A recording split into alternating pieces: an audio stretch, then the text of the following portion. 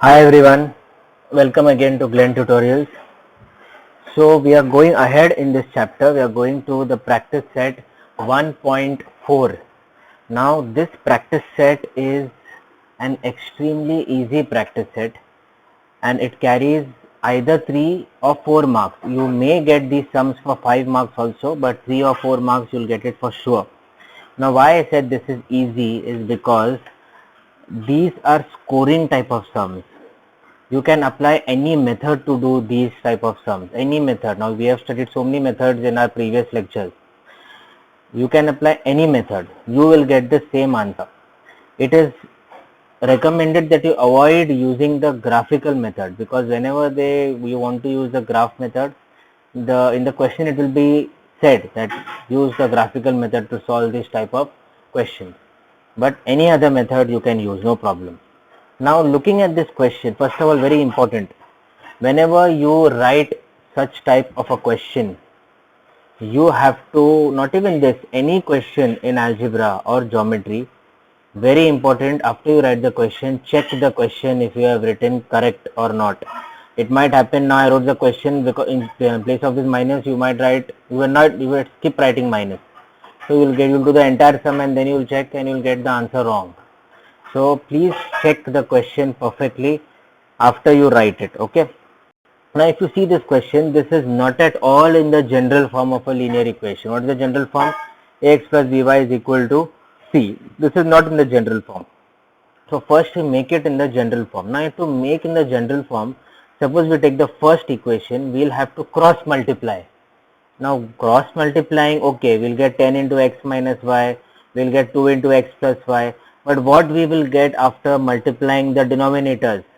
We will get x into x, x square, y into y, y square, and if we expand it, we'll get more. But we don't need x square and y square in our linear equation. We cannot solve a linear equation which has square terms.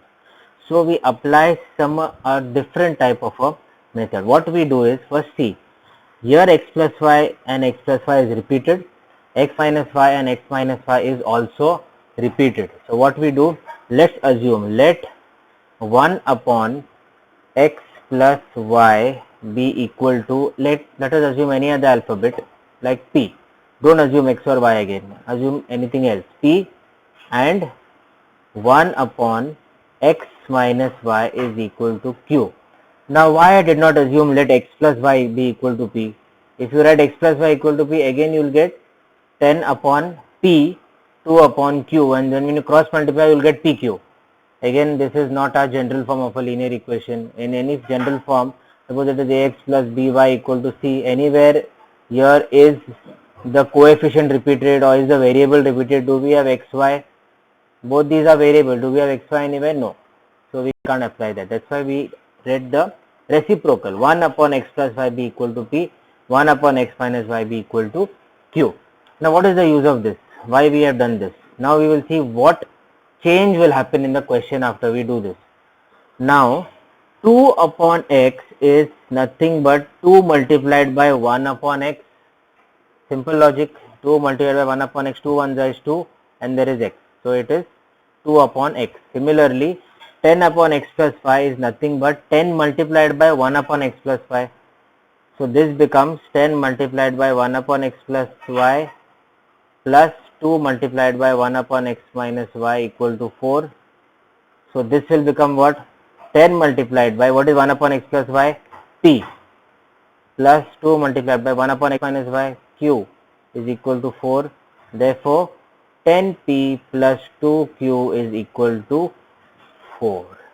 I hope you all understood this.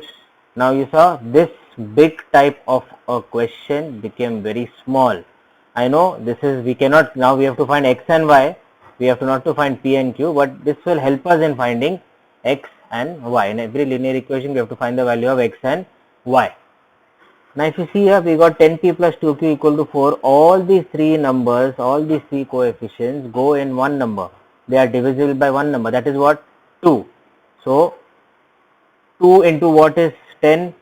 5. 2 into what is q? 1. 2 into what is 4? 2.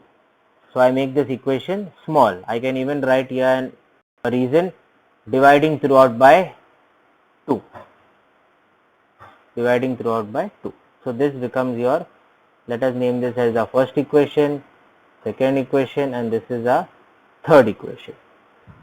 We forgot this. 15 upon, I have done 10 into 1 upon x plus y. You don't need to do this. From here you can directly go to this step. Just to explain you people, I have done this step. So 15 upon x plus 5 becomes again 15p. 5 upon x minus 5 becomes 5q is equal to minus 2. Now here nothing is divisible, so we keep this question as it is, as equation 4. Now we got a new equation 3 and we got a new equation 4. Now let us solve these two to get the value of p and q. Now watch these two equations carefully. Here there is 5, here there is 15, here there is q, here there is 5. Now these, suppose I want to cut 5 and 15, I will have to multiply 3 to this equation. If I do 3 into 5, I will get 15. Similarly, suppose I want to cancel q, I need 5 here. Okay, so I'll get 5 here. So 5 minus 5 becomes 0. So here it becomes a little bit easier. So what I do, multiplying equation 3 by 5. So I get 5 multiplied by 5p plus q is equal to 2. Okay, so 5 5s becomes 25 and there is p here, plus 5 into q becomes 5q is equal to 5 2s is 10. Okay, so now this we name it as equation number 5. Now if you see equation number 4 and 5, here there is minus 5 plus 5. So directly we can add both the equation. Adding equation 4 and 5, what we get? Let's write equation 4 is what? 15p minus 5q is equal to minus 2 and 25p plus 5q is equal to 10. Add this, 15 plus 25 comes to 40p minus 5 plus 5 cut, 10 minus 2 is equal to 8. So therefore p is equal to 8 divided by 40, 40 comes down, that is equal to 8 1s are 8 5s are, p is 1 upon 5. Now we got the value of p. Same way, substitute the value of p in any one of the equations. So we suppose we substitute the value of p in equation number 3. What is equation number 3 and 4 we will see. 5p plus q. See, substitution cannot be in the new equation because this number 5 we have multiplied. Substitution cannot be in the new equation because the number 5 we have multiplied on our own. So we can't substitute in this equation. These are the original equations, equation number 3 and equation number 4. So any one of the equations is a smaller equation, so we substitute in this. So p is equal to 1 upon 5. So in place of p we put 1 upon 5. So there is your 5p minus plus q is equal to 2. So 5 multiplied by p is 1 upon 5 plus q is equal to 2. So 5 gets cut. So 1 plus q is equal to 2. So therefore q is equal to 2 minus 1. Therefore q is equal to 1. So we got the value of q. We got the value of p also. Now resubstituting this, resubstituting the value of p and the value of q. Now 1 upon x plus y is equal to p. So therefore 1 upon x plus y is equal to p was what? 1 upon 5. So 1 upon x plus y is equal to 1 upon 5. So therefore to cross multiply we get x plus y is equal to 5. Now this becomes our new equation. Let us name this as equation number 6 and x minus y is equal to q. So we have to substitute this also. Sorry, 1 upon x minus y equal to q. 1 upon x minus y equal to q. So therefore 1 upon x minus y is equal to, what is q? 1. So if we cross multiply this, what we get? Therefore x minus y is equal to 1. This becomes our equation 7. Now here there are no coefficients, so directly we can add, so that we cut off plus y minus y. So adding equation 6 and 7 we get x plus y equal to 5, x minus y equal to 1. We add both, 2x plus x becomes 2x, minus 5 plus 5 cut, 5 plus 1 becomes 6, x is 6 by 2, therefore x is equal to 3. Substitute x equal to 3 in any one of the equations, 6 or 7. Suppose we substitute in equation 6, x plus y is equal to 5. So therefore 3 plus y equal to 5, y is 5 minus 3, 3 comes here, y is equal to 2. So 3 comma 2 is the solution of your simultaneous equation. Okay, so I hope you understood this particular sum. We'll just revise another sum from your practice set. Let us see the third sum. Given simultaneous equations are, what is given to us? 27 upon x plus 2 plus 31 upon y plus 3 is equal to 85, and 31 upon x minus 2 plus 27 upon y plus 3 is 89. Same way here also what we do, 1 upon x minus 2, let it be p, it is repeated again, okay, is equal to cube.